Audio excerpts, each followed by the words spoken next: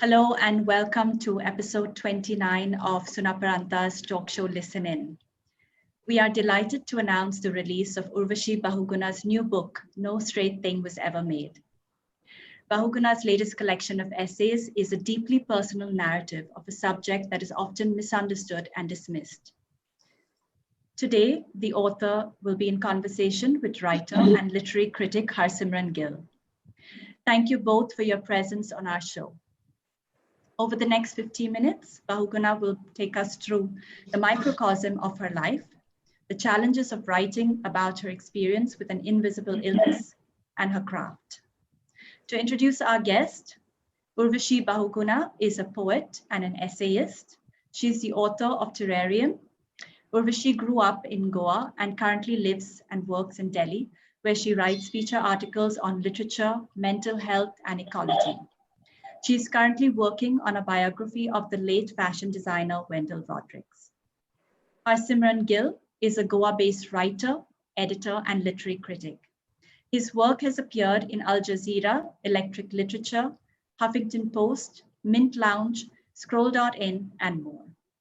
The conversation today will be followed by questions we will be addressing from our audience.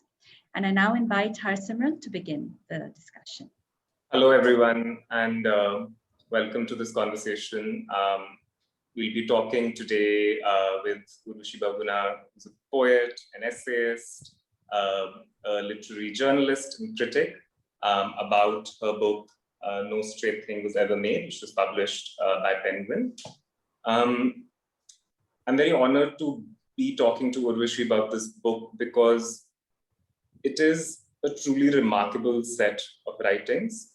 It's a set of personal essays about her life while struggling with mental illness, particularly after being diagnosed with major depressive disorder and generalized anxiety disorder.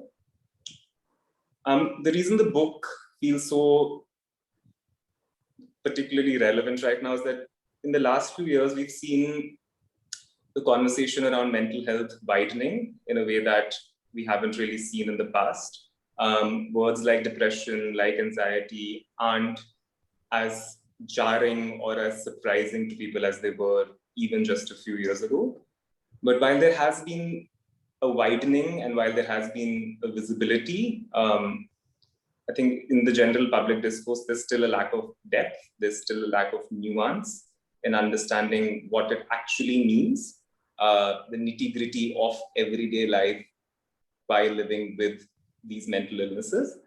And that's where I think this book truly sort of remarkably succeeds. The title of the book comes from something that Immanuel Kant wrote, which says that out of the crooked timber of humanity, no straight thing was ever made. And Urvashi's writing really encapsulates that. It refuses any easy answers. It even refuses any easy questions. It refuses straight lines of cause and effect. It sort of goes into the messy, interconnected nature of what family, relationships, mind, body, how they all interact and how they affect the work that you do and the relationships that you have with other human beings. And what it does is it shows that there aren't really any straight binaries here. There's a spectrum when it comes to health, including mental health. There's a spectrum when it comes to recovery and what that means for different people. And it's extraordinarily hard to do, but Urvashi's managed to do with profound insight, a ton of just brutal honesty. And I think what comes through most vividly is this work has been put in to turn it into a truly wise collection of writings, which is rare to come by, which is why reading it was such a pleasure and talking to her about it is going to be such a pleasure now. I really hope every one of you picks it up. For those who have struggled with mental illness, there will be lots that you'll find familiar. For those who are not as in tune with what it actually means to live with mental illness, this offers a window through an individual story that still offers us some insight into larger truths about what it is to live with mental illness. And I'd love to sort of jump right into this conversation with Urvashi. Hi, Urvashi. I wanted to sort of begin, if you could kind of tell our viewers a little bit about, I mean, we've spoken about the book, but if you could tell us a little bit about how the book is structured. You write in the introduction that it's not a memoir. You also write that it's not a prescriptive text. So it would be great if you could talk a little bit about how you structured it sort of thematically as a set of essays. If you could tell us a little bit about that. Right. So some of you may have read the book and you will see that every essay kind of has its own thing going on. Every essay has a central theme. And sometimes they don't have a lot to do with each other. And that was how I wanted to tell the story, because I don't think chronology would have captured what happens with mental illness. It isn't really like, you have good phases and you have bad phases. I feel like, it's like one of the obvious things you can say, but it doesn't really like capture what goes on in them and how what happens in those phases can impact even, your healthy ones. And I just felt like there were all these different things I wanted to talk about. I wanted to talk about, the effect that family has on illness and vice versa. I wanted to talk about romantic relationships in the context of this. I wanted to talk about physical fatigue.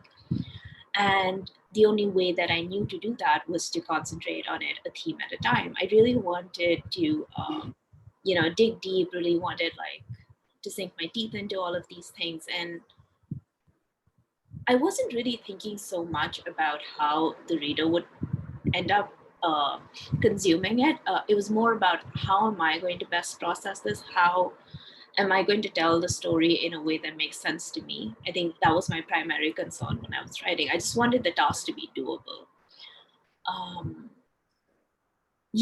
I think that's where the structure came from. And of course, like in editing, you start thinking about audience and you start thinking about, how you get things to translate from being, just writing that's for yourself to a wider audience.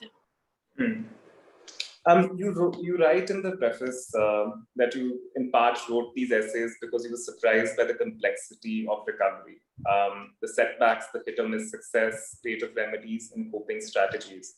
And that really comes through in the book. But I was also wondering if part of the motivation was to look back on all of those years, particularly as you write in the book from 2014 to 2017, when you were severely ill, to look back on those years with whatever wisdom and knowledge you've gained through recovery and try and sort of make sense of that time and try and make sense of who you were. Was that part of the motivation in sort of writing these essays? I think so. I mean, I feel like writing is always a sense-making exercise because you're taking something that is just, often like difficult or, just complex. You don't know what your feelings are about the subject and you begin to take it apart when you write about it. I think it's interesting because I started writing it in 2017, at the end of 2017. And that was a time where I felt like I was coming out of it, where I was doing better. And I was like, yeah, I can write about this stuff with, some amount of authority. I mean, not authority about the illnesses in general, but my own experience.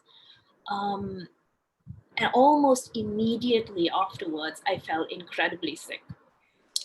So I was writing it while I was very unwell and was like not at all like, looking down at it with like wisdom or any of that. Like I didn't have distance. I was very much immersed in it. The writing was making me sick just because I was so unwell, so depressed, mostly depressed during 2018, 2019 that it was so hard for me to see clearly. But there would be moments, there would be sort of like phases where I would have, I would be feeling better. And those are like the snatches in which I ended up writing the book. And I actually think it was kind of a boon that I didn't write it in a couple of like very healthy years, because I don't think I would have had the right perspective. I was able to see that, it's really not that easy. I know some people recover. Some people do have like, one or two bouts of mental illness and they come out of it. But that hasn't been my experience. In my experience, it's been chronic. And that's so much of like what my story is about, the repetitiveness of it. So yeah, I mean, that is the position from which I wrote it. And I'd love it if you could talk a little bit more about the transition to your sort of diagnosis with major depressive disorder in 2014, and how, as you write in the book, that you realized that the beginning of your illness was not a temporary sadness or lack of interest, but rather something more. So what led to that? And if you'd like to talk a little bit about what your general state of existence was like that led you to even seek such a diagnosis. Yeah. I don't think that I would have got on to the fact that it wasn't normal how I was feeling, because you can't just be sad about a breakup or how tough your exam season is or whatever.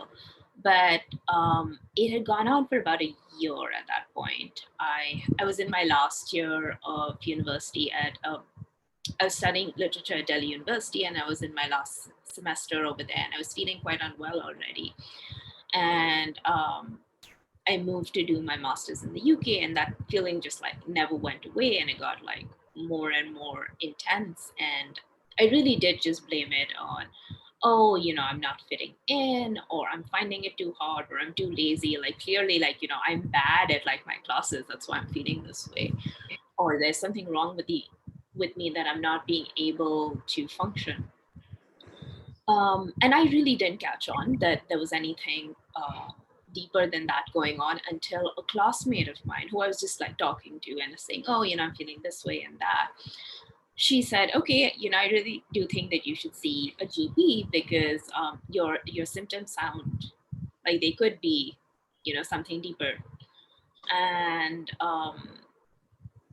that was the first time that it occurred to me that that could be the case. So I sought out a doctor. I went to them, and they spoke to me for a long time. They made me fill out a questionnaire. You just took down my symptoms and whatnot, and that was when I got like my diagnosis for the first time, and I started out in medication, and I really did after about a month or so of having been diagnosed with starting medication, I did feel a little bit more evened out, even though it would be years before. It really sort of like started to fall into place. It was sheer luck, I think, in my case. I think I was lucky that I had a classmate / friend who had a lot of experience with depression.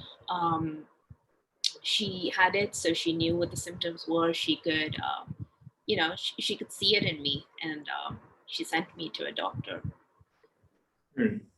And sorry, I also just, I realized that you asked a second question, which was about my state of mind at that point. Yeah, I really think that there was a lot of like self-blame and just sort of like self-pity about how I was feeling. I didn't have the vocabulary, I didn't have the knowledge to be like, oh, what I'm experiencing is a mental health problem or a legitimate medical problem. Yeah. And after the diagnosis, there's obviously a reckoning with this diagnosis of trying to wrap your head around the fact that a medical professional has diagnosed you as being ill, that it's not circumstances, it's not a bad phase that happened, it's not, like you said, a bad breakup. There's more to it. So there's obviously the reckoning that you have with yourself. And then the second step is sharing that with people who are close to you, whether it's family or whether it's friends. What did you find was the hardest part of doing that? Was it having to educate them about it from the get-go? Was it a worry that they wouldn't respond properly? Was there a worry that their response would actually trigger worse feelings within you and would kind of exacerbate the symptoms of the illness? If you could share a little bit about what that process was like. Yeah. So I remember, what I can remember of telling people at that time was that I think no one reacted badly. I think there was a lot of surprise. There was a lot of, oh, where do you think it came from? Like, how do you think you fell ill? Which is a perfectly reasonable question to ask. Like, when you have no background, which I also didn't. I simply didn't know anything about the illness. I had to like start Googling after my diagnosis and start reading up. So I think the initial part wasn't too rough in terms of telling people, but I think what was frustrating is it took a long time for people to understand that this is very much a part of who I am. So it was very frustrating for me to have to keep reiterating that, actually, I can't do these things because it's hard for me for this particular reason, or I am feeling this way today and I can't help it. I actually cannot help it. So I think just the fact that you need different kinds of understanding from people. It's not just, a one-off conversation that you have, it just comes up again and again. And it is very human for people to feel frustrated with that. I constantly see it in people around me where they do reach a breaking point where they're just just the emotional labor of having to be around someone with mental illness, chronic mental illness it's exhausting. Everybody's going to have snappy days and just days where they're going to be like, no, you know what, we just want to we just don't want to deal with a complicated thing right now. And obviously that doesn't feel good to me, but I also appreciate the fact that at least with my close friends there is enough honesty that I am able to say that I feel like you are failing me in this way, and they're able to say we are doing our best, or we feel like this is too much on us.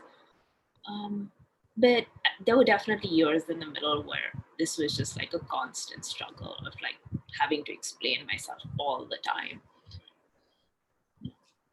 You actually write about this very beautifully in the first essay, which also has the same title as the book, about going to England for a MA program and getting this diagnosis and starting to share it with your family and the response. I'd love it if you could read a few passages from that essay right now. Yeah, sure. I'll do that. In September 2013, I had just arrived at graduate school in England. It is a windy town, half an hour from the coast. I sob so hard at the end of my first full day that my body shakes as I lie down in the sheets of the bed and breakfast on Earlham Road. My mother, who has come to drop me off, asks, "What is it? Do you miss your boyfriend? Is it the cold? Tell me, how can I leave you when you are like this?" We decide I am just overwhelmed, and she goes back home to India. An old friend visits. When she leaves, she sees my face fall through the window as her bus rolls away from me. She does not tell me this for 3 years. When she does, it breaks my heart. I hate that story because it is the story of that entire year. In December, I cannot stop my teeth from chattering. I ask to return home for Christmas. When I do, they say I look completely fine. And what was I talking about on the phone from England? What I do not say is that I struggle to write. I struggle to read. My professors suggest too many Andrews, Johns, and Emilys to read, and I cannot. And I connect with none of them. I am so anxious I cannot hit send on assignments I have completed. I walk the lit up campus path near the lake at night.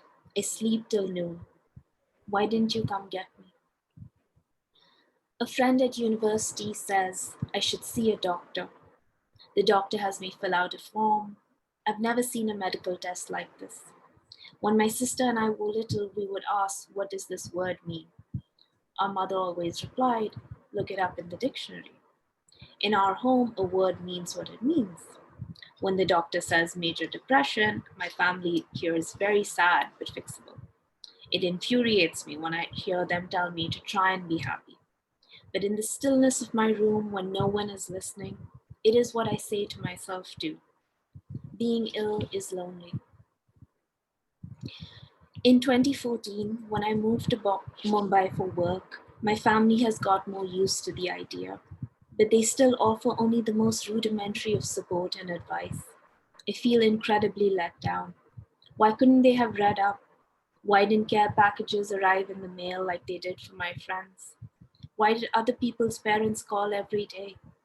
I'm too upset to admit I would have hated daily calls. A few months later, in 2015, I made a breakthrough in my mental health journey. An unhappy relationship dissolved. I found a young, hilarious therapist in Mumbai. I pierced my nose, something my ex expressly discouraged me from doing. I got a tattoo, and both my friend and I almost fainted during the process. I posted these developments to Facebook in a long note about my struggles with mental illness.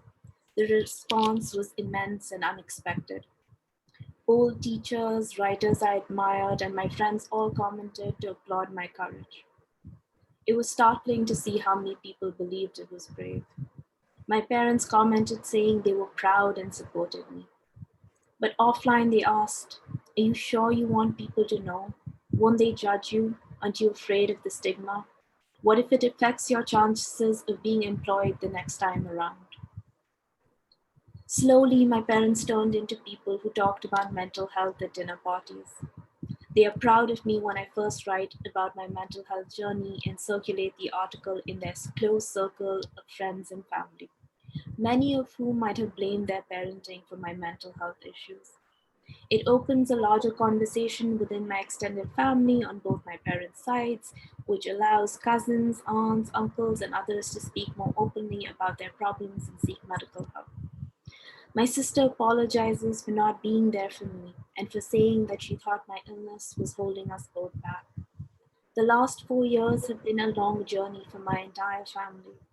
When I point out how differently they viewed my illness in the beginning, they say honestly, "We did not know, okay? We did not know." Sometimes it is hard to discern whether my pride in my family has completely wiped away the hurt.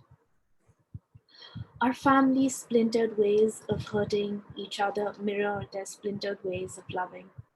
I do not know if people can fundamentally change, but even in their 50s, my parents expanded. They learned.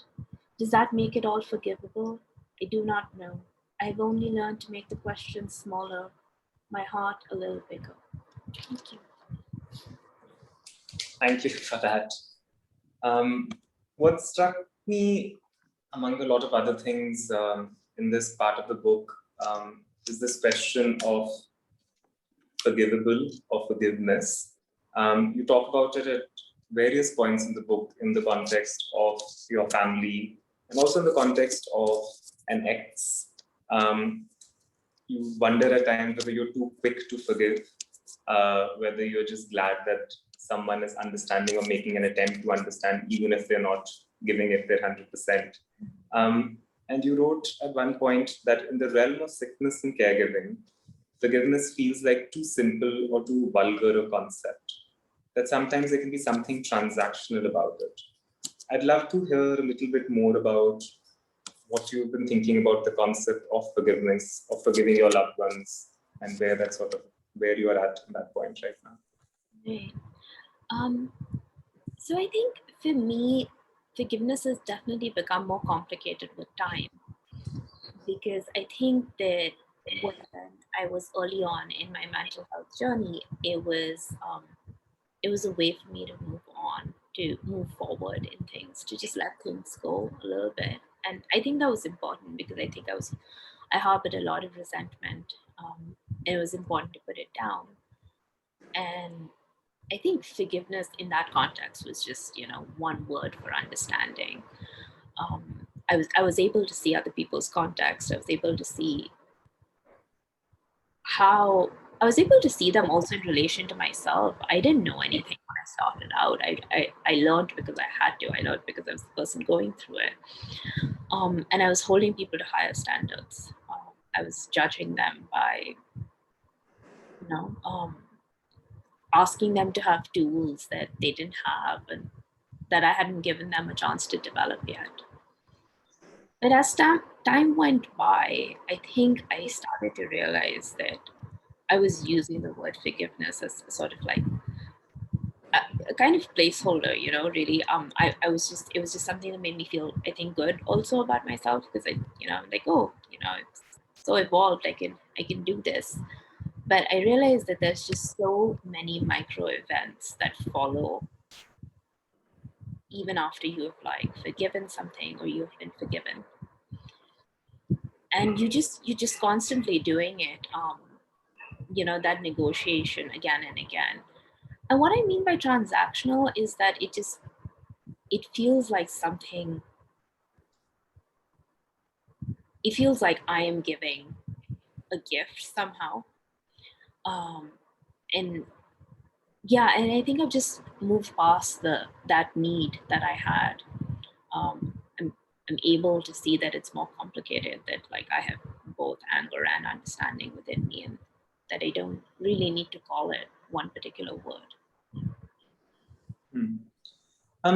You've obviously thought about this lots, you've written about this, and it definitely isn't unique to India, but from your experiences, from your understanding, from having spoken to other people when it comes to mental illness, what do you think it is about Indian families particularly that find so many of us so averse to even talking about mental illness or being dismissive about depression, about anxiety as a phase, as something that you can just convince yourself to get over or just put a happy face on? So wondering if you have any thoughts about that at all. I mean, my theory is that it's because compromise is such a big part of how families operate. Over here, there's a great deal of sucking it up involved. I think especially I see it happen with women and children and families. Like there is just things that you have to deal with, things that you have to accept and strategize around or tiptoe around. And I think it can be very confusing for people from older generations when their kids turn around and say, I'm depressed or I'm anxious, because from their perspective, life has always been hard. Feelings of sadness and frustration have come up, but they haven't let it get them down. I think it can be very confusing to like see it as like as a legitimate medical disorder. And secrets, I think also, like you are supposed to keep certain things to yourself. Um, Even if you are struggling, silence is part of the contract of getting along, of making things easier for other people. So yeah, I think all of those things feed into why I was so reluctant to bring the conversation of mental illness into our lives. And I also just think that a lot of people don't believe that it exists. And you wrote in the book that you shared early on, you shared sort of your struggles with depression in a Facebook post and received this sort of overwhelming response. And you write that you were sort of startled to see how many people believed that it was brave. And I wanted to sort of talk about this question of bravery when it comes to being open about mental illness, because it does take a lot to talk about it in a family or a society or a country that's not completely willing to have that conversation. I'm sure with this book's publication also, you must have sort of received this feedback of how it's a brave book to write. But am I right in understanding that you have a sense of complication with whether this is a brave act or not? I'd love to hear a little bit more about how you feel about that response. Yeah. I think that in a lot of cases it is a brave act. I think a lot of people don't have understanding families, or don't have families that are like willing to listen or take the time out to learn. So I don't want to discount the fact that it is very, very brave for a lot of people to do this. I don't think current with what was at work where I was concerned, I don't really think I felt the stigma part of it. When I wasn't fearful about being stigmatized when I started talking about it. I think I'm much more afraid now than when I first started talking about it, because I feel like, what are people going to think that I have not recovered in all these years? I still don't have it figured out. I'm still not very good at, doing daily things like working in a regular fashion. And I think that for me, and I don't know how to be brave about that, you know. I don't know how to say to people that I'm sorry, I'm still struggling, because it just sounds like an excuse.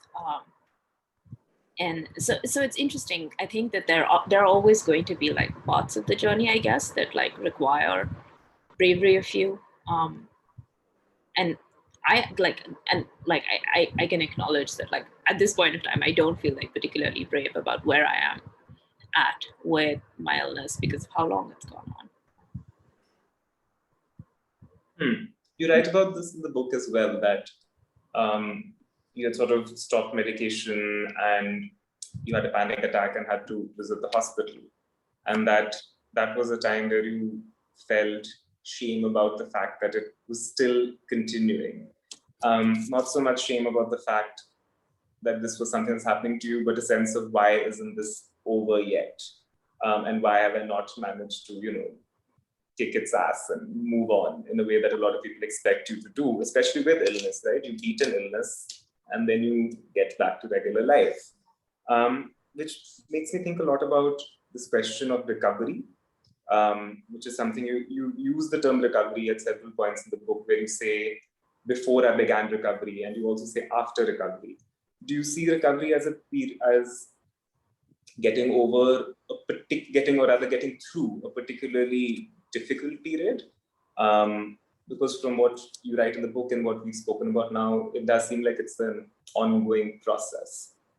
So yeah, I think when I use the expressions before recovery and after recovery in the book, specifically in the book, what I'm talking about is before I got help and after I entered the process of recovery. I think you're absolutely right in terms of like recovery being something that is very ongoing. I know someone who like says that she's been in recovery for 13 years or 15 years, and always find it very reassuring when she says that, because it's it's just like a very positive way to look at it. You kind of see it not as like, you being in this kind of losing battle with the illness all these years, but just having the tools to turn your life around, having the tools to navigate it. One of the things that I talk about in the book is that we're all like taught stories about what it means to be ill, and it is very much like the recovery story that just like magical recovery story that is constantly sold to us, and that doesn't happen in the case of chronic illness. And you have to like get over your shame about that. And once you've gotten over your shame about that, you also have to like it is just incredibly hard, like facing up to the fact that there's no like logical stopping point. There is like no winner or loser in this battle. You just have to like keep doing it. I think that was like one of the hardest lessons for me to learn. And I mean, for a lot of people who might be listening also, who might be sort of have contemplated visiting a therapist, may not have done this. You wrote something in the book which sort of really resonated, which is how therapy can be many different things or can be many different experiences. And you write that there is therapy that is affirming and heartening, that makes me laugh and weaves lightness into my day. Then there is the kind that transacts in discomfort, which takes time and invariably has a cost. So it's for someone who may not be familiar with the sort of contours of what therapy could involve. I was wondering if you could elaborate on this a little bit more. Yeah. I mean, I would say to like people who are considering therapy, that see it as a journey that's going to take time, and it is very much going to be an education. It's going to be about like rewiring very, very old patterns, and some of it is going to be reassuring and validating to hear. You will get to hear that that thing that you were upset that person said was actually mean and like crossed boundaries, and that stuff is nice to hear. But there's also much deeper work that you end up doing. And sometimes you leave therapy feeling really drained. And there are like sometimes it just, like the dam breaks, and it kind of like shifts like all of the ground underneath you. And so both of those experiences are encapsulated in therapy. But I do think that a lot of people are afraid of it.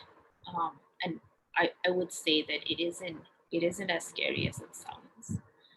I think that your therapist, if they are good, and you should find one that works for you, will work with you on the pace. They will find like a rhythm that works. They will push you only a little bit at a time, and that pushing does eventually go somewhere. It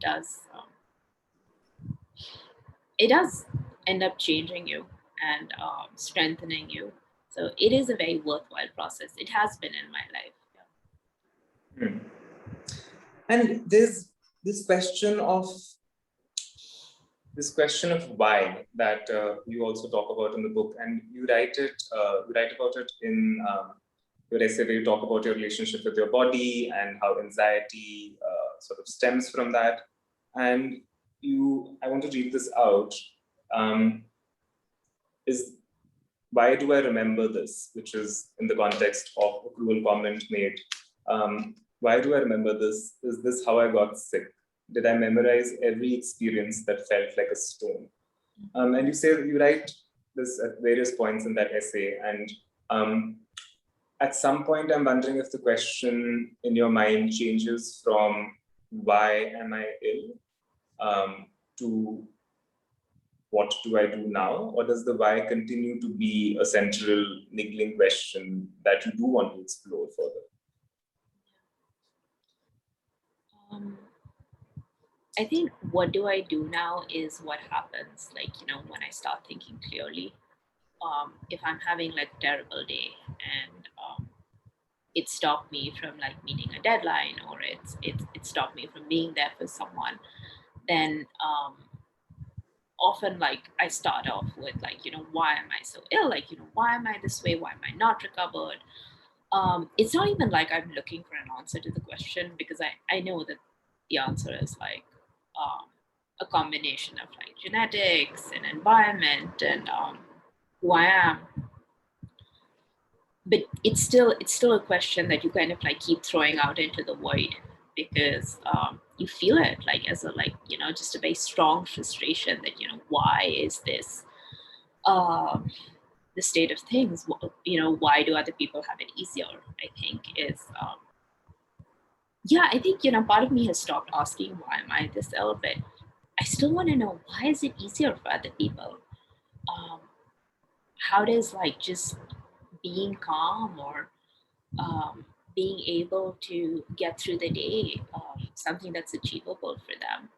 But it always does swing around to what do I do now, because eventually like like your therapy and just generally working with your doctor and being on medication, I think it's brought me to a place where I know that is what I need to do to feel better. So you do come around like the sensible part of yourself, but there's definitely a little bit of why before that. And there are, as you said, sort of certain days that are worse than others. There's certain days where you're able to think more rationally to yourself than others. And you sort of write about this in your essay, which is called "What Is Next is What the Story Most Requires," about sort of being in this place called the brink. And I'd love if you could read a few passages from that for everyone listening. Yeah, sure. I often spend time in a place I'm going to call the brink. The brink is not a productive place. It isn't some training ground to understand what is really important in life. The brink is a variant of rock bottom, which doesn't require anything to be externally wrong. It is just somewhere I find myself from time to time. The logic of the brink is simple. take a good thing in my life and chew on it till it lacks any redemption in my eyes. Take an opportunity I've been given and see it as a pressure and a burden. Take objectively difficult things from my life and roll around in them like a kid in sand. Sometimes I can tell why I'm here. Months of physical pain from injuries, a difficult relationship, medication withdrawal. But learning why is not an exercise that yields any insight into how one lives. Now, the brink is depression on steroids. It is a volatile place imbued with fury and despair. And those two things in combination suggest violence. I'm violently angry at people. I don't mean physical violence, but emotional volatility that impacts and destabilizes others. The language and meaning available in the brink are whittled down to the basics. The brink is where I say to myself, I'm done, I quit, I've been given more than I can handle, everyone sucks, but I suck more, thank you, but no thank you life. When I'm there, I think about the phrase quality of life a lot. What quality of life do chronically depressed people have?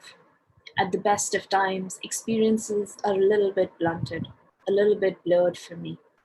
Even when I'm well or stable, I feel a pervasive reluctance to participate in life.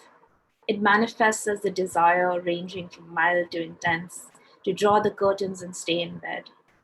The architecture of my days is erratic, without accurate rules to predict how low I will feel when I wake up.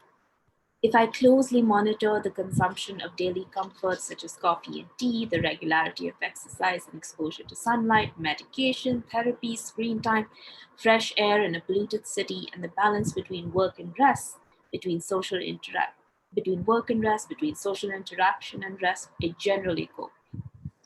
An extraordinary amount of work keeps my illness in check, but no amount of effort can make it disappear. Sometimes I feel it building, a low-grade panic moving inwards and outwards, growing incrementally as I watch a game or meet a friend or fetch a glass of water. It finally settles into a weight. I recognize it, which is the solution and the problem. I know it will pass and I know it will return.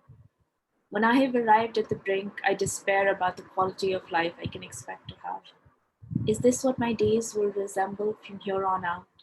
It is a dangerous descent in thought, because at that moment I believe that my reasoning makes perfect sense. It's dangerous because in the midst of that tumult, I believe that tumult is the sum of my existence. On these terrifying days, I beg God, because close to the precipice, belief arrives, and the body for the respite of sleep, so that a little rest may sit between me and the non-stop clamor, between me and the pressing need to reaffirm or disavow a will to continue. When I'm better, I tell myself over and over. Try to remember, not every line of thinking deserves to be honored. I have more than one set of instincts inside me. Trust the one telling me to live. Thank you for reading that. This question of sort of not every line of thinking deserves to be honored. It made me think about something that you talk about in one of the later essays in the book, which is this question of how, for a lot of people, when besieged by sort of harmful lines of thought, there's this common instinct to distract oneself. And for a lot of people, when they're feeling particularly anxious or they're feeling particularly depressed, and they go to situations like they scroll endlessly through Instagram or they binge watch a television show. And you write about how that is not something that you come out of enriched at all. And very often it's something that leaves you feeling worse than when you began. Do you talk a little bit about why that is? Is it just a refusal to tackle these lines of thought? Why do you feel that distraction is not something that always works when these tools are available to distract yourself? Yeah. So I have different feelings on these two kinds of distraction. One being sort of like scrolling mindlessly through Instagram or like watching something like on Netflix to distract yourself. Because I think I mean, social media isn't built to really reassure us or to even capture our attention really in like a deep way, because you go from post to post and you are overstimulated. And in my case, it's just I'm imbibing nothing when I'm going through social media. Like whatever maybe speaks to my anxieties or my own insecurities is what like I will like selectively like remember. Oh, this person won a prize. I haven't written a poem in 2 years. That kind of thing. Or that person looks great. Like I should be like working to look more like them. And it's just such idle thinking, and you don't interrogate it at all as you go through posts. And I think that can be quite dangerous, because when I'm agitated or when I'm feeling particularly low, I don't actually need anything else that will make me feel worse, or will make me feel like I'm distracting myself, but really I'm just tiring myself out even further. Like I often feel like tired when I turn to social media, like when I'm in a bad place. Um, but I think like there are certain like shows and things that you can like, sometimes distraction works like in that sense, because I think you can lose yourself in a story for a little while. But it really depends, like at least for me, on like the degree of like pain that I'm feeling. There are times where it's really helpful, and I'm able to like lose myself to like a crime series. But there's also times where I know that I have to do like, I just have to like feel my feelings, or I have to exercise and do the eating your vegetables equivalent. Getting through the day. Yeah. Yeah. And I mean, something you do write about as being very helpful as opposed to, let's say, mindlessly scrolling Instagram is sort of an engagement with the natural world. You speak particularly about bird watching, something that began as this very amateur hobby and as something that you could lose yourself in. And you talk about gardening. And these are obviously in addition to um, therapy, in addition to medication when required, because obviously very often one also just hears, just take a walk and you'll be fine. So just acknowledging that this is in addition to the other parts of what recovery means. But how do you feel that these activities differ in when it comes from distractions, as we spoke about earlier? Is it just that it's outside the realm of human beings and outside the realm of human relationships and interactions? Is that what feels like it's the biggest, the most soothing element of it? Yeah. Well, I think that is one aspect of it, that it kind of takes you away from people for some time, and that can be very like restful, because I don't actually think that we were meant to have quite so many interactions with quite so many sort of disembodied like beings during our days.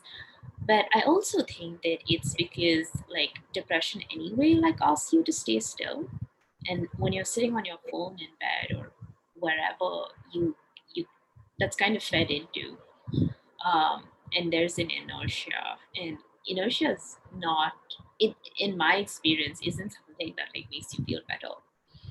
um, I still feel like with a movie or with a show, you do still go along, like, this like narrative journey. You still like, there is, there is movement in that sense, but I don't find that at all with our engagement with, I mean, I spend a ton of time on Instagram, so I don't want to sound like high and mighty about it at all. What I mean is that like when I'm really low, it is the worst thing sometimes. And like I've learned to be cognizant of that.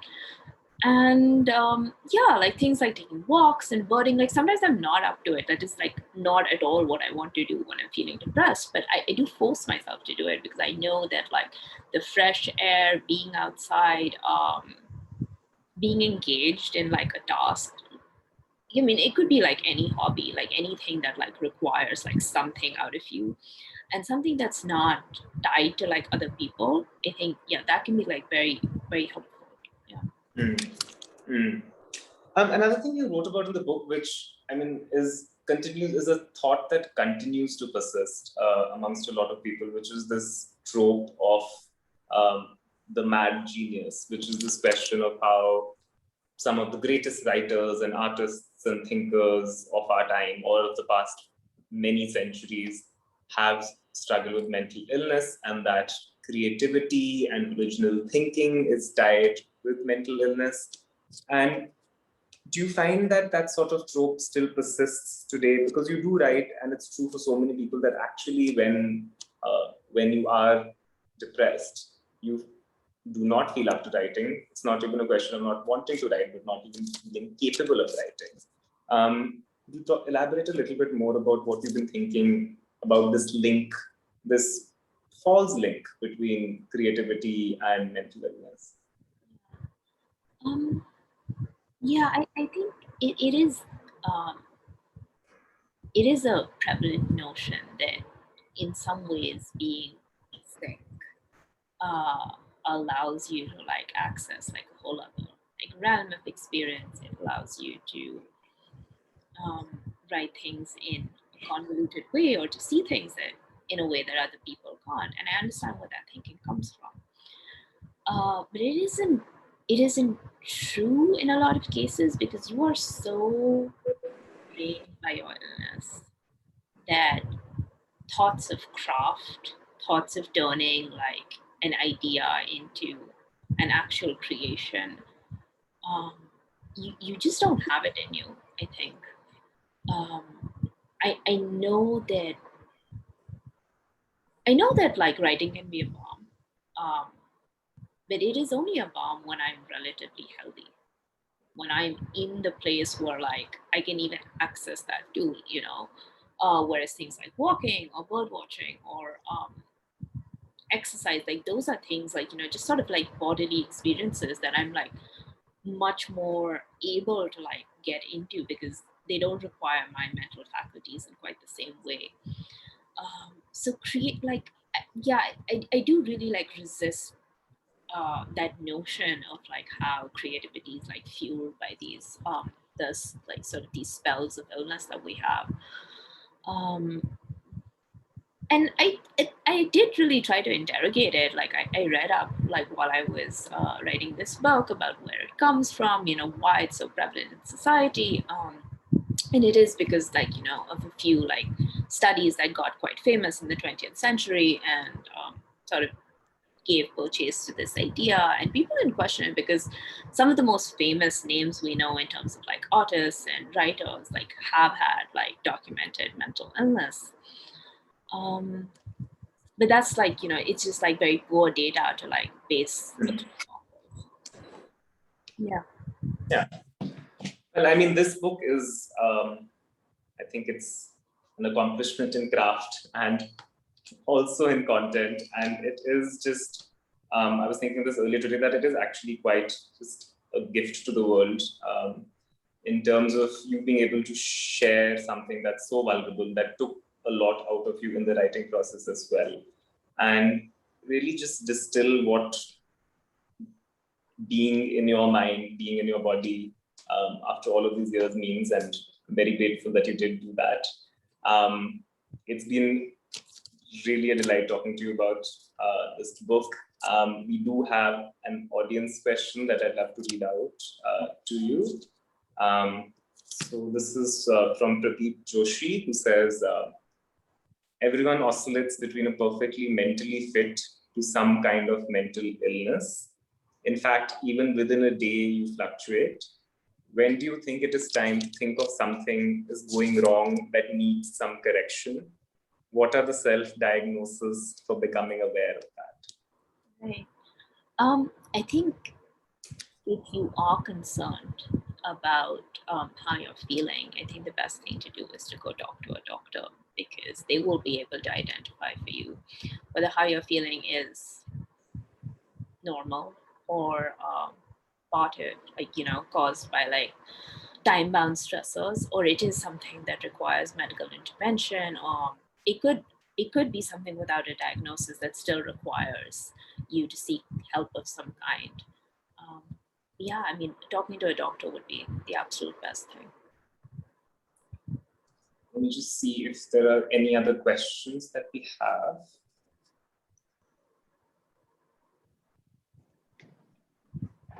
Hi, Harsimran. Yes, there's one more question from Shreya Ramachandran, who's asking, do you think that writing is vulnerable and scary, or is that fear worth it?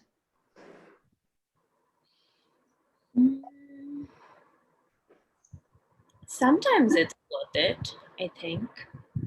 I don't actually think that you need to write about things until you are ready to write about them. I remember a writer a couple of years ago when personal writing was really having like, there's just a boom of personal writing, she like tweeted out and like reminded writers that they don't have to turn their worst experiences or their trauma into like poems or essays or whatever. Like you shouldn't feel that pressure because you do not owe that to anyone.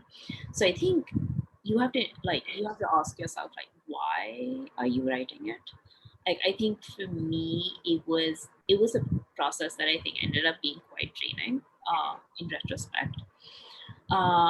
There are essays in this book that I'm very glad I wrote, like where I can say like with confidence that yeah, like that was worth it.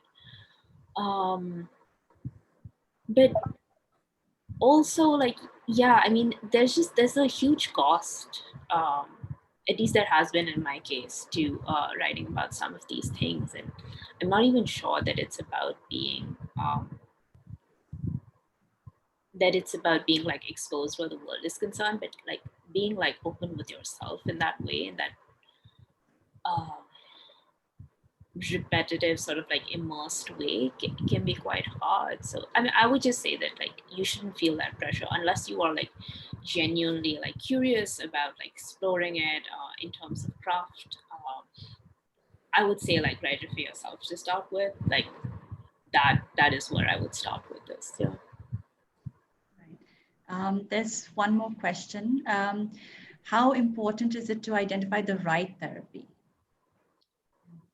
Sorry, how important is it to identify what? The right therapy.